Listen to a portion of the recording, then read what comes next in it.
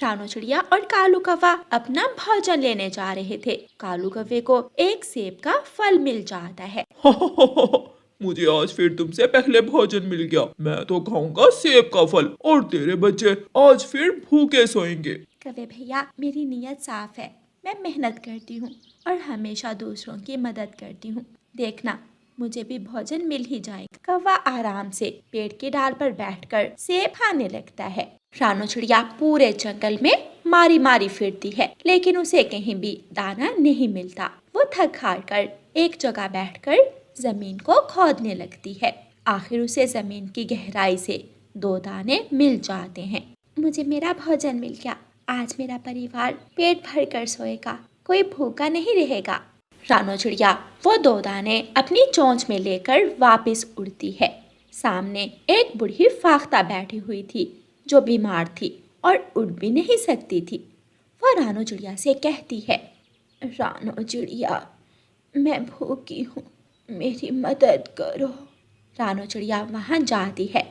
माँ जी, मेरे पास केवल यही 2 दाने हैं जो मैं अपने बच्चों के लिए लेकर जा रही हूँ। क्या करूँ? अगर ये दाने आपको दूँ तो दोनों बच्चे भूखे रहेंगे। ठीक है बेटी, मेरी भूख को छोड़ो। आप ये दाने अपने बच्चों के लिए ही ले जाओ।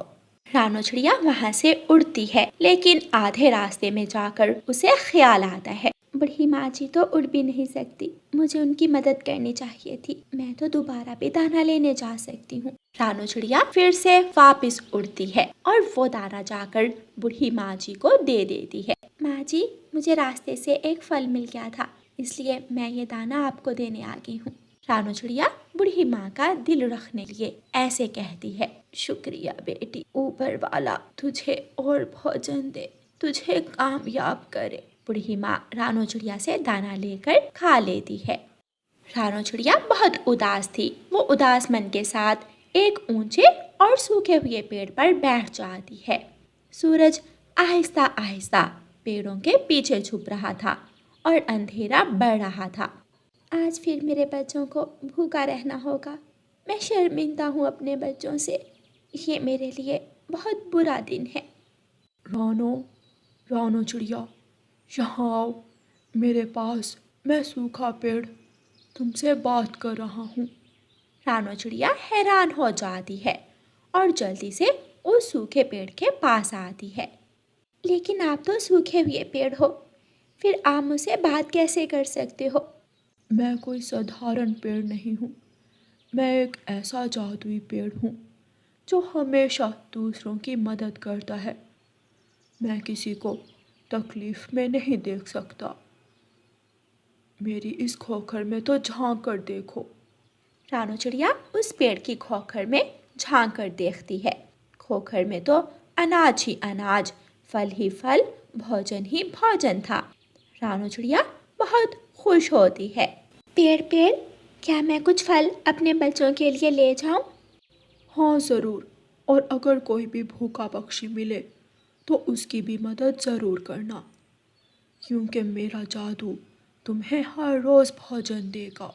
रानू चिड़िया खुशी खुशी पेड़ की खोखर से दाना और फल लेती है और अपने घर की तरफ उड़ती है। वो सब दाना फल खाते हैं और खुशियों से एक दूसरे से बातें करते हैं। मम्मा, मेरी सहेली मीना की मम्मा बीमार है, अगर आप कहें तो कल उसे भी मैं एक फल दे आऊं? हाँ मेरी बेटी, हमें हर किसी मजबूर और मुश्किल में पक्षी की मदद करनी है। दूसरे दिन कौवा रानू चिड़िया को उस सूखे पेड़ से फल और अनाज लेते हुए देख लेता है।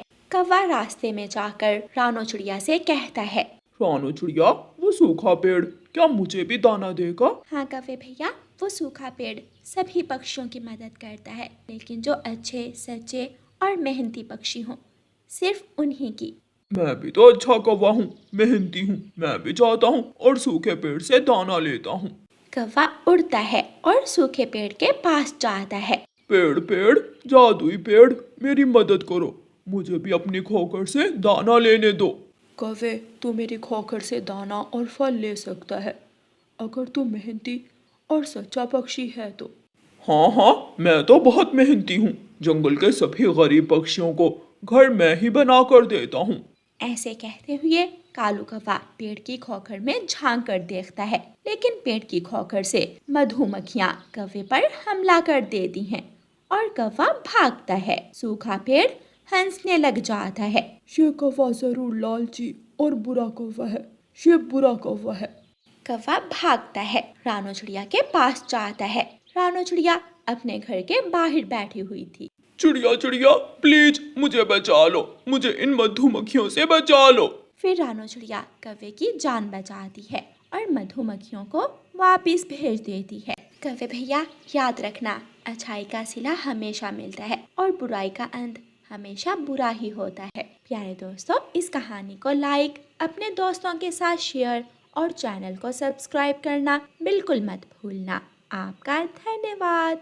रानो चिड़िया की ऐसी कहानियाँ सुनने के लिए YouTube सर्च बार में रानो चिड़िया की कहानी लिखें या फिर ये बटन दबाकर बोलकर कहें रानो चिड़िया की कहानी।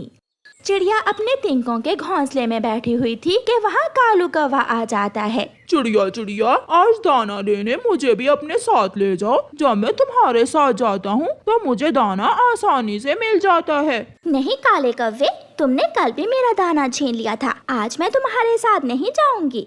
चिड़िया चिड़िया मुझे माफ कर दो, आज मैं अपना दाना ही ढूंढ कर खाऊंगा। चिड़िया बहुत दयालु और अच्छे दिल की थी, इसलिए चिड़िया कौवे की बात मान लेती है। चिड़िया अपनी थैली लेती है और कौवे के साथ दाना लेने निकल जाती है।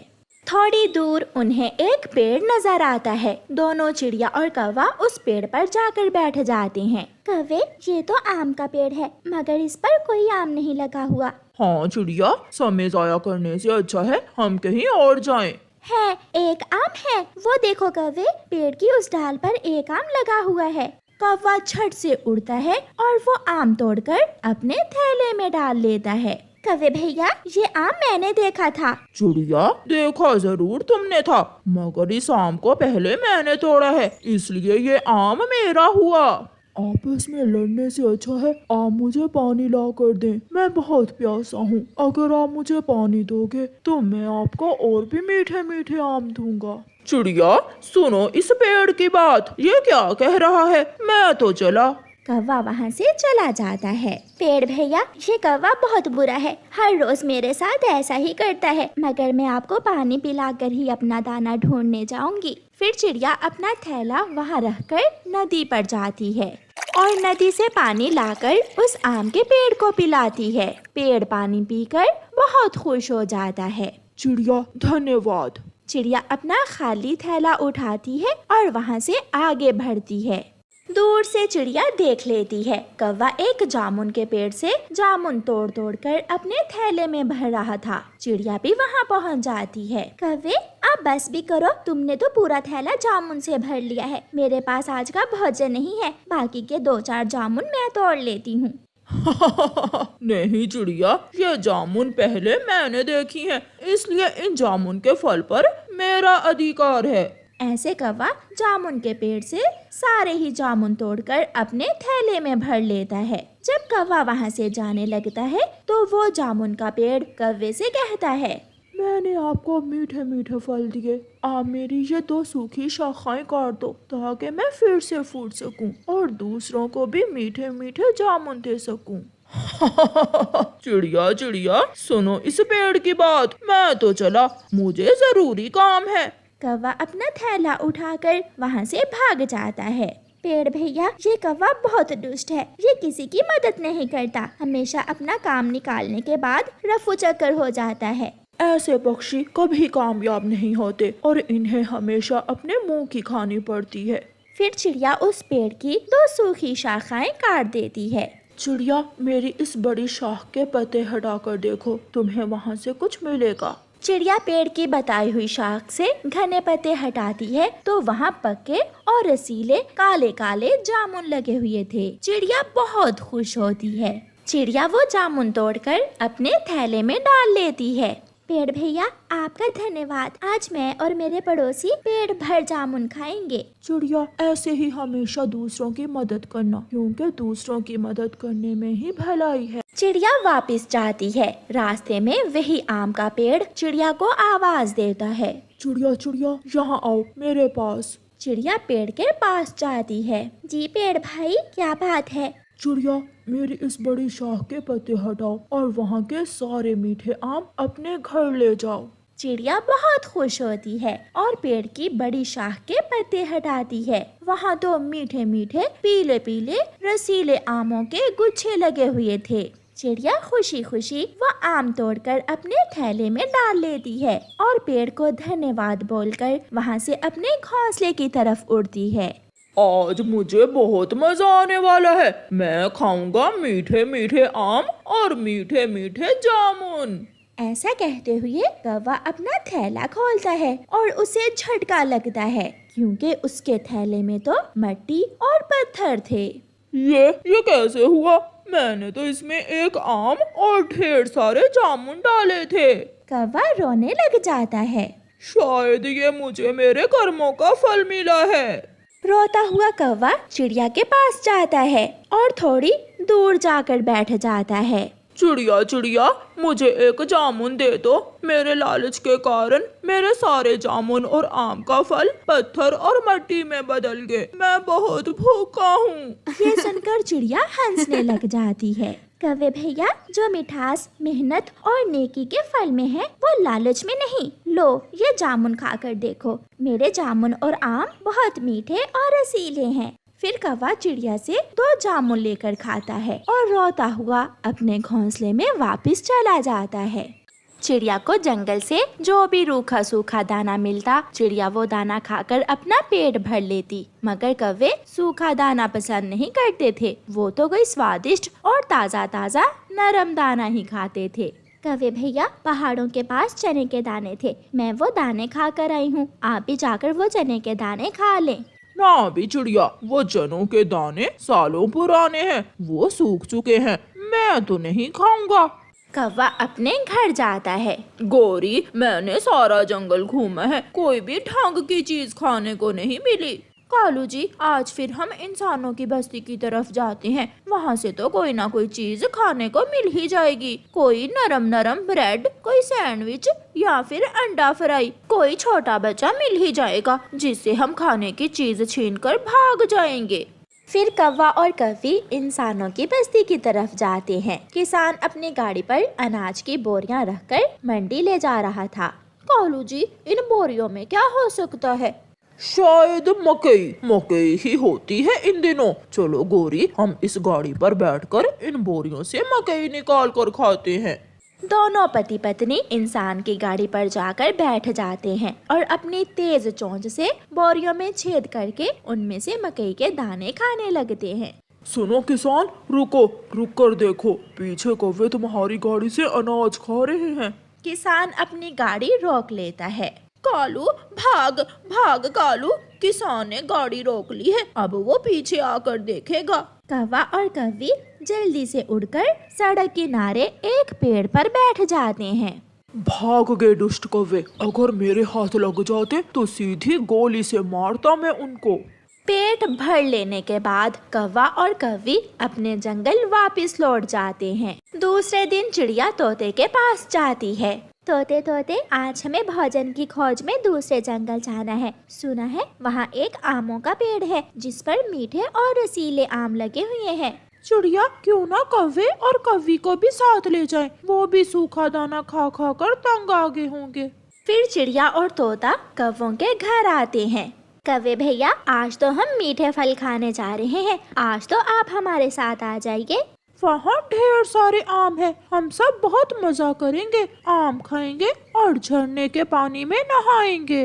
ना भी तोते और चिड़िया, हम इतनी दूर तक नहीं जा सकते, हम तो थक जाते हैं। इंसानों की बस्ती से हमें तरह तरह की चीजें मिल जाती हैं और वो भी आसानी से। अभी कल हमने ताजा ताजा मकई के बीज खाए, एक दिन ब्रेड भी मिली थी, आज देखो क्या मिलता है। कौवे भैया, अगर वहाँ से स्वादिष्ट चीजें मिलती हैं खाने को तो वहाँ खतरा भी होता है। क्या पता कब इंसान बंदूक की गोली चलाए और हम पक्षियों को मार दे। चिड़िया जाओ, हमें ऐसे डराने की कोशिश न करो, हम तो इंसानों की बस्ती ही जाएंगे। ठीक है, जहाँ तुम्हारा जी चाहे वहीं जाओ। चिड़िया चलो, हम तो जाएं आम खाने। तोता और चिड़िया वहाँ से चले जाते हैं। कालू जी, आज मोटे हलवाई इंसान की दुकान से जाकर जलेबी खाते हैं। मुझे जलेबी खाए कई दिन हो गए हैं। तुम खाना जलेबी और मैं तो खाऊंगा समोसा। मुझे समोसा बहुत पसंद है।